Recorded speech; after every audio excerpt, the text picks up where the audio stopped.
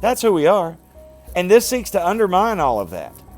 We're a country, yes, a melting pot of individualism and different ethnicities and different ideologies and different religions and all types of things. That is the beauty of this free country, this democratic republic. That is the beauty of it. And they're tearing it down. They're tearing it down with every step. Hey everybody, welcome once again to the Real World Prepper. I am RWP, the Real World Prepper. And today I just wanted to tell you about something that's happening in Tennessee. Many of you know that is my state. And if you didn't know, well now you do. Tennessee lawmakers are putting together with relief funds from the China virus, from federal relief funds. They are putting aside $1 million to put together, what are they calling this? A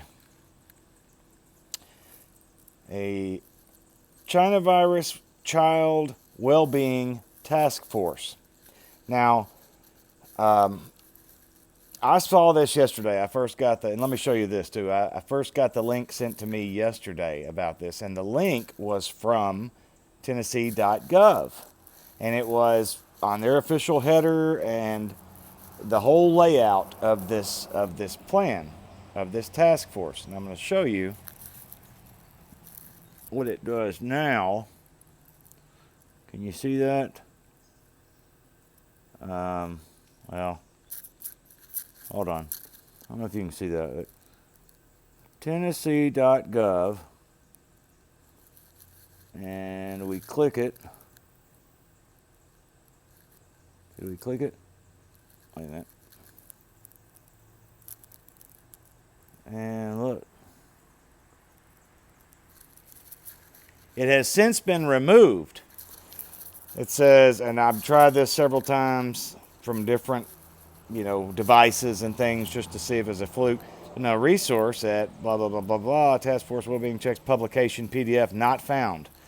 So the state of Tennessee has removed the original text that they had, but luckily some other people have picked up parts of it, and on the Tennessee website there is another version of it. Now I have read, when I say another version, just the way they're reporting it, the way they're talking about it.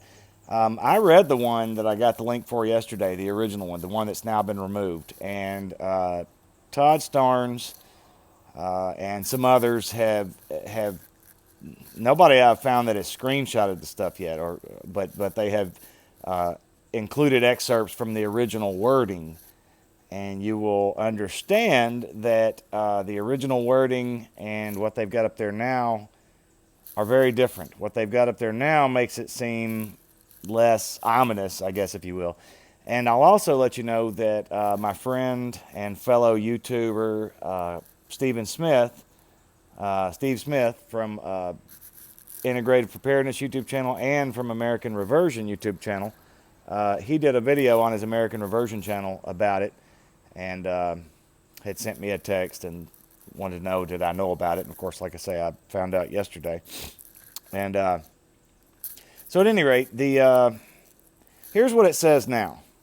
Okay, and so what this COVID task force is, it is to do well, just like what it says. It's wellness checks for your children.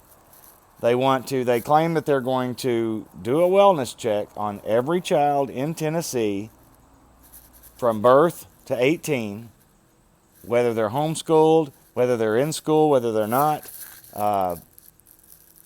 in home, if need be. That's what they're saying. So essentially somebody's going to show up to your home in Tennessee, and probably to states around you, to your state soon. They're going to show up, a welfare worker or social worker or whatever it's going to be, and or some variation, probably just some person, In fact, the original wording said, how they would recruit some of these people and some of the requirements they'd have to meet to be able to be one of these wellness checkers. And they're going to come into your home and they're going to question your child. That's what they want. They even state that they want to do this without a parent present. Now, this brings me to another topic, which I'm going to talk about real quick. Let me read a little bit of this, what it says now, what you can find on the Tennessee.gov website about the China Virus Child Wellbeing Task Force. So let me just read this. Let's see. They've announced objectives to support the holistic needs of Tennessee children in response to extended school building closures. All right. Said holistic. You like that word? Steve Smith pointed this out too, that whenever you use natural or holistic or some word like that, it all of a sudden makes it all the more better. Everything's fine. But they want to, let me just get on here. Some of the deliverables will be, see this thing. The wording of it today is so much more benign than it was yesterday. It makes it sound like, oh, it's just to make sure everybody's cool during the school year, since some of them won't be in the classroom. No, that's not what it said at all, the original wording. The Todd Starnes article will be a little more revealing. I'm going to read a little bit of this. Parents across the volunteer state are expressing alarm over a report that government agents will be dispatched to conduct well-being checks on every child in the state as part of its China virus policies. It's not the government's business how children are raised, one outraged parent wrote on social media. The Tennessee Department of Education has set aside $1 million of federal funding to establish the task force. Their plan is to dispatch well-being liaisons across the state to ensure that all children are checked on. Quotes. Here's a quote by the Tennessee Education Commissioner, Penny Schwinn.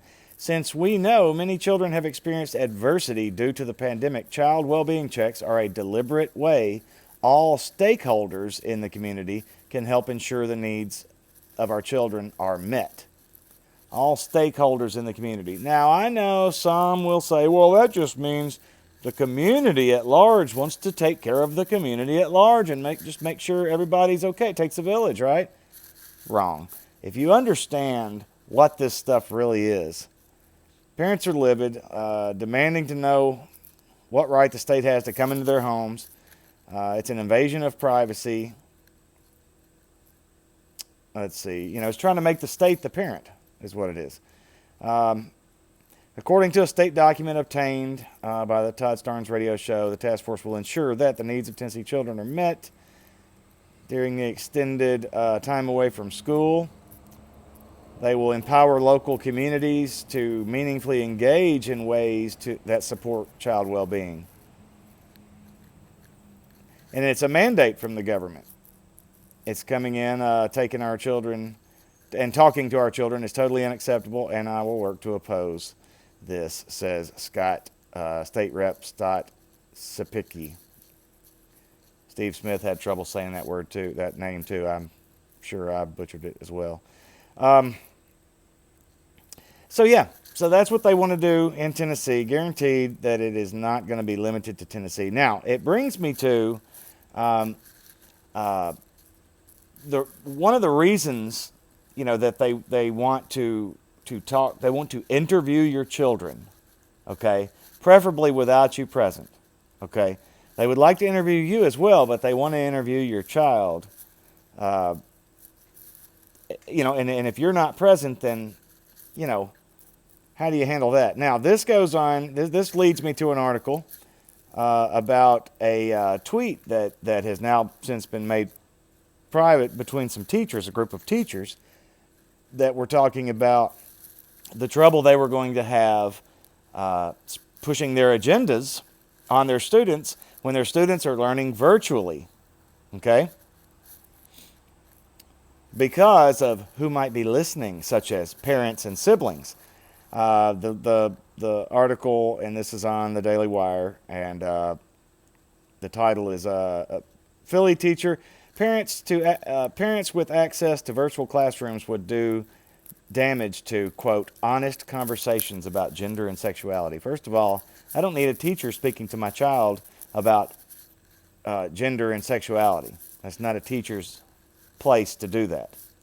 On Saturday, a teacher posted a thread on Twitter in which he bemoaned the possibility that parents who had access to watching their children's virtual classrooms would do damage to, quote, honest conversations about gender and sexuality that teachers would have with students.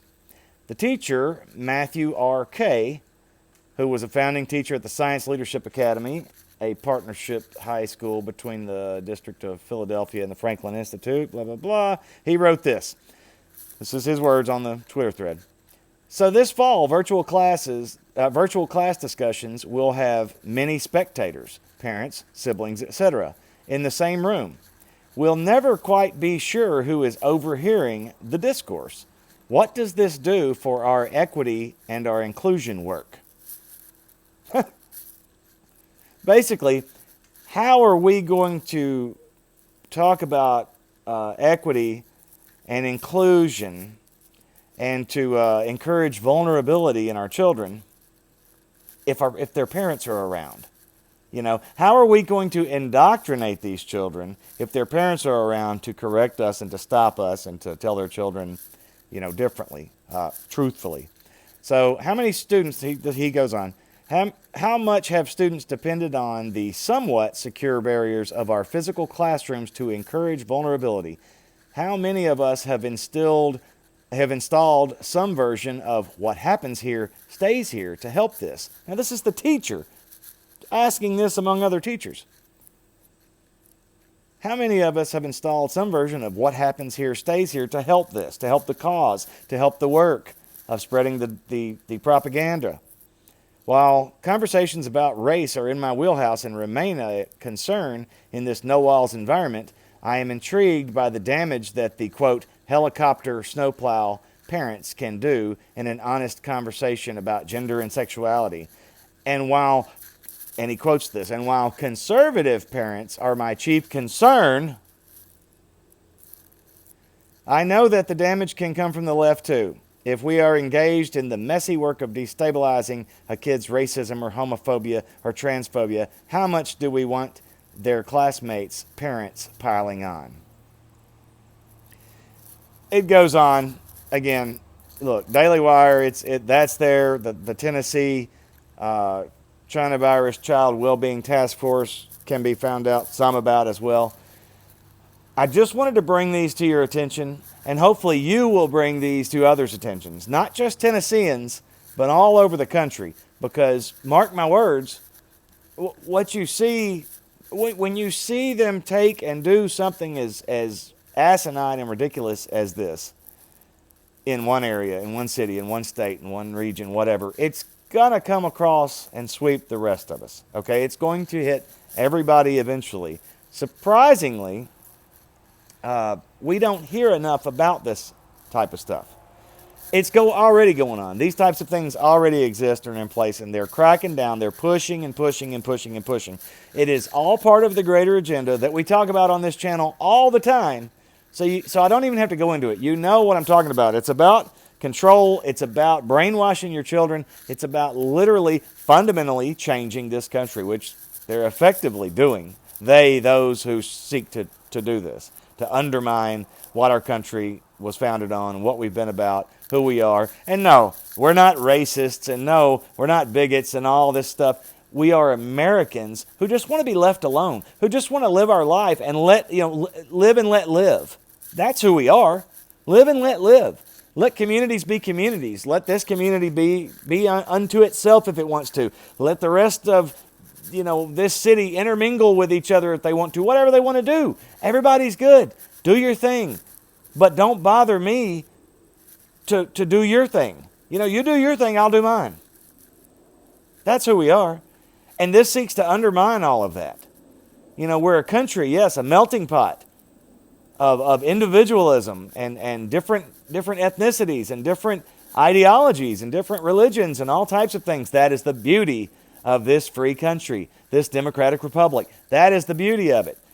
And they're tearing it down. They're tearing it down with every step. So spread this message about what's going on in Tennessee, about what's going on, what this teacher's talking about in Philly among these other teachers. This is happening all over. Be watchful and mindful everywhere you are, wherever you live, because here's where we are. Look, that is all I've got for now. Thank you so much. Spread the message, share the message, like and subscribe to me. Go over see Steve Smith at Integrative Preparedness and American Reversion. Also, Zombie Farmer, if you're watching, this is something you might want to know about too. If you don't already, because, you know, you're a Tennessean as well, brother, and so there's that. So to all of my Tennessee brothers and sisters, as well as my American brothers and sisters, all of you, thank you for watching. I'm the Real World Prepper. See you next time.